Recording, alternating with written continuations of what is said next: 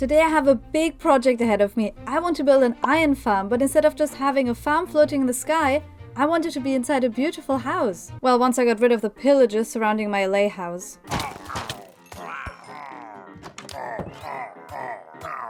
So the first thing I did was go to a super flat creative world and try to design a farm, which didn't really work out because I've never made an iron farm before, ever.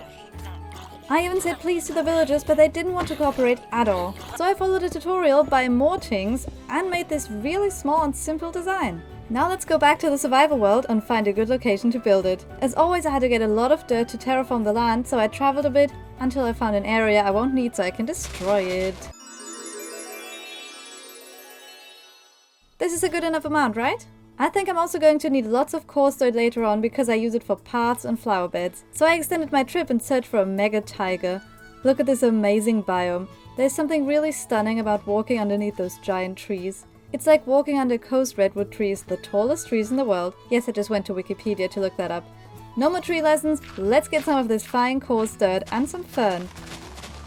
And now I just want to get back home, the wilderness is just too lonely. So let's get back to our friends, the Allays. I also want to name them something cute, like Blue and Jewel, the two blue birds from the Rio film. You know I love them burbs. Yes, I said burbs. Speaking of friends, I also have a lot of villagers in this barn. And my door's missing. Zombies. So how about we enslave 3 of those villagers to work in my iron farm? I know that's not very nice, but as long as we don't let them know that it's bad, they will have no idea. Well, not until it's too late. So then I crafted everything for the farm. It's really not that much, and this farm is going to be one of the most useful farms ever. First up, I'm going to make a small platform using the dirt I mined. I'm going to leave the terraforming for later when I work on the house. I'm going to pillar up and work on the redstone circuit first. It's a simple redstone clock that will move the piston up after a few seconds.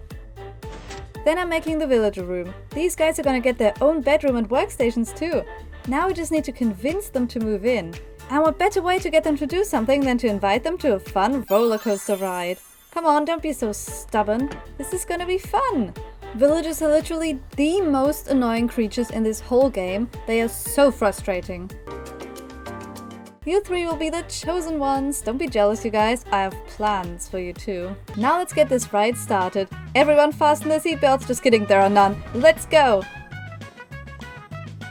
And we have stacked villages now. Wasn't this an amazing ride? I'm sure you loved it. You know what else you're gonna love? This beautiful place in here. This is your new home. Forever.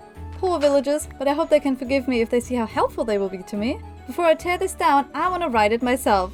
And let's go. Now this is what I call fun! Now that they are in place, let's quickly build the rest of the farm, which is the kill platform for the golem with a nice bucket of lava straight from the nether. Well, this was easy. The people who think moving villages is frustrating don't know how to be a pro Minecrafter.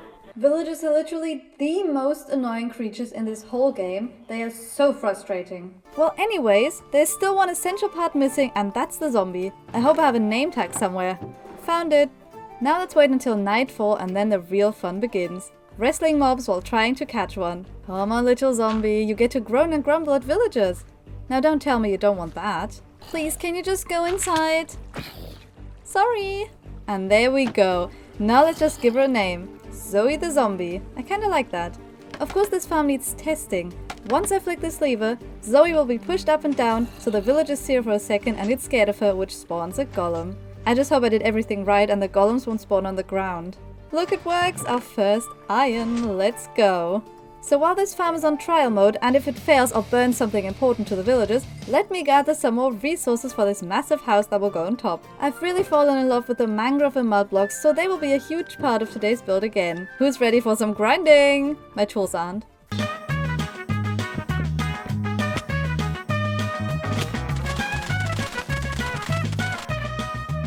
Look at all these nice resources we got from the swamp.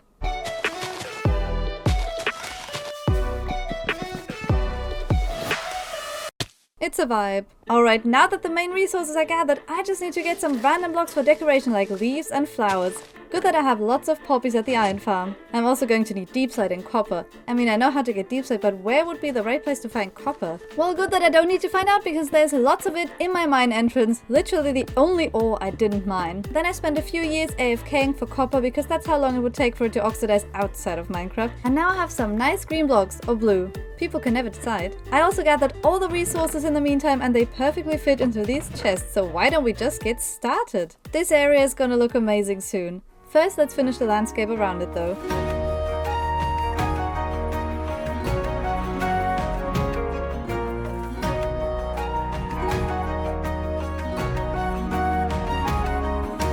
I tried to make this simple cliff back here just using some stone. It serves its purpose of being a cliff in the back, I think. Now what everyone has been waiting for, the house. I'm gonna lay out the build with a huge packed mud and mud brick wall that are decorated like a castle tower at the top.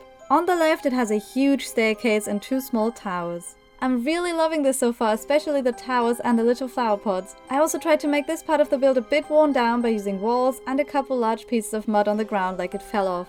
Now let's do the rest. The next part of the house is made of mangrove wood and a bit of netherrack texturing at the bottom. Then I'm stacking several roofs on top, each getting smaller the higher it gets. There's a spruce roof, a copper roof and a deep slate tower on top. The build perfectly wraps around the iron farm, and all the full blocks are either covered with trapdoors or slabs so the iron golems can't spawn anywhere else than in the lava pool.